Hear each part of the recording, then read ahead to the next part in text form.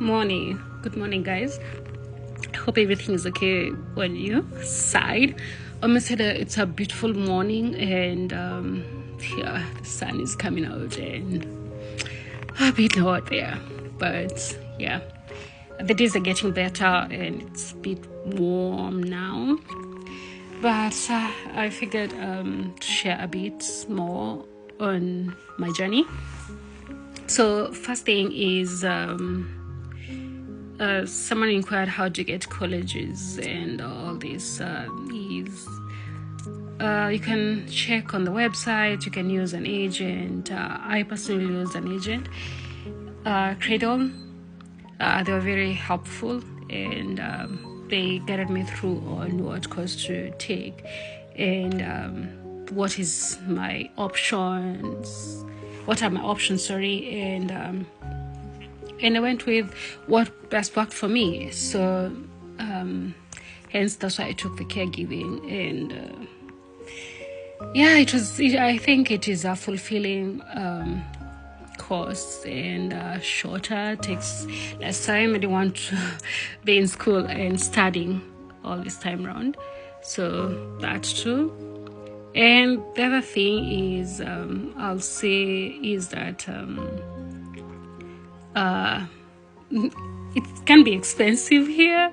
So for instance, like I was fortunate to have support from my parents back home, and by the time I'm asking them to or requesting them to send me rent, which translating that is almost to very almost, I don't know, I didn't want to say nothing because I might come off ungrateful, but it's like to them that's a lot of money, bearing in mind the difference of currency.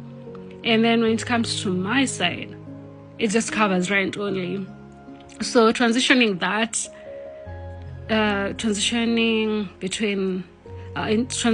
like from Kenyan shillings to Canadian currency, it was hard.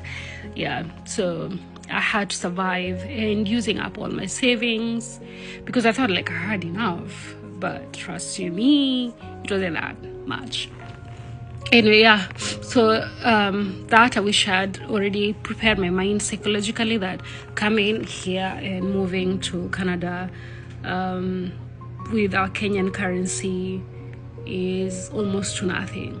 So yeah, because I basically paid rent. My first rent was 40,000 Kenyan shillings, which is translating to 400, and that was a room shared, just a room. So at home, that can make one to live in a very comfortable housing. So when you translate that to here, it's not much, and that's why people rent and share rooms for cost effectiveness, or otherwise you'll be broke and you'll be probably on the streets. So yeah, there's that.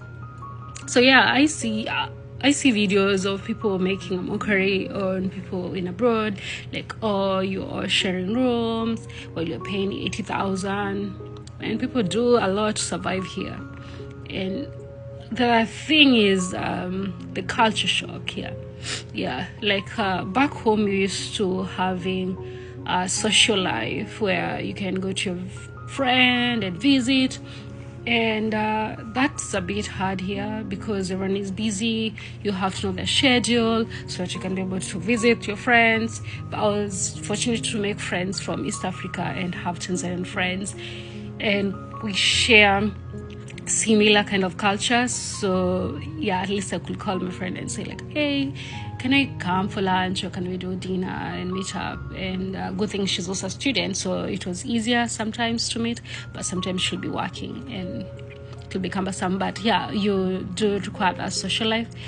And that was before I met my boyfriend, and I'm very grateful for their family because the family is super supportive, and the mother is like so loving. The sister is like having my own sister here. So yeah, I was fortunate on that, and I have a beautiful family here, and they're very beautiful souls, and they're very kind and supportive, and I'm grateful for that. Anyway, To start off from my journey is when I arrived in Canada. Good thing my agent already advised me to make sure I've already printed out documents that I need just in case my phone went off. So I made sure I printed out my documents, and that includes, there's a form you're given to show the immigration officer so that they can be able to give you the work permit, and having your passport in handy, like nearby.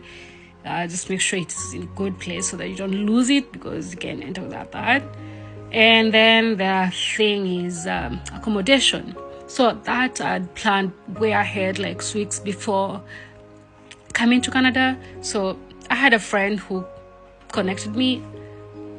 Another thing about myself that I really, really appreciate about myself is that I live in a world of connections. Some people don't like me for that. Sure, that's their own deal. But other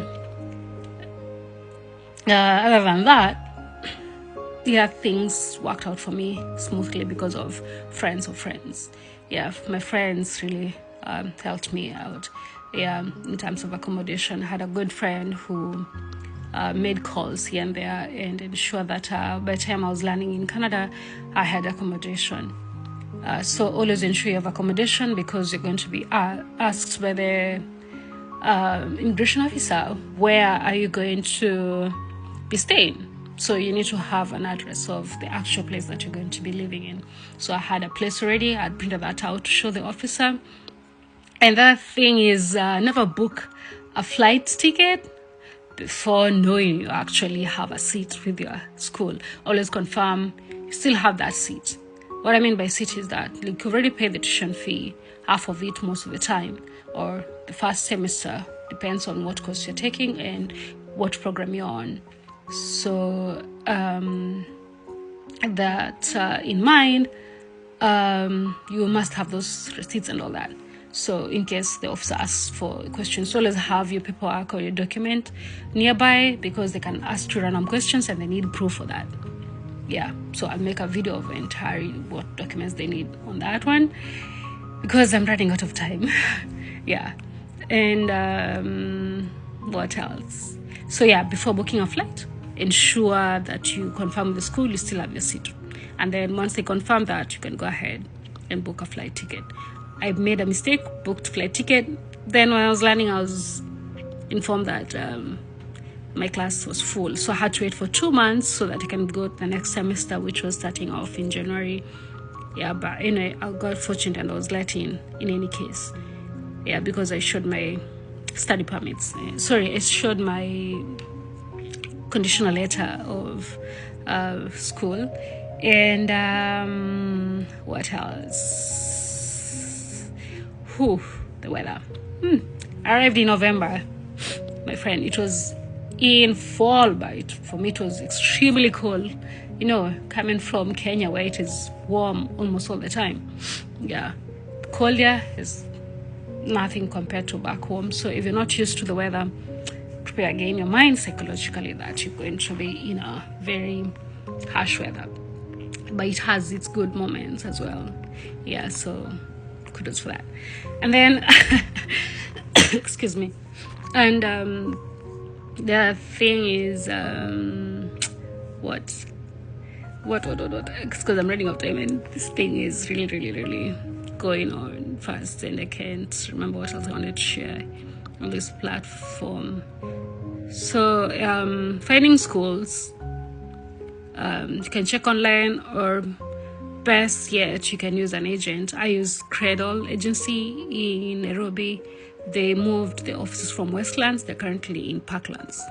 Yeah, I highly recommend them. They were very nice and they were very helpful and resourceful.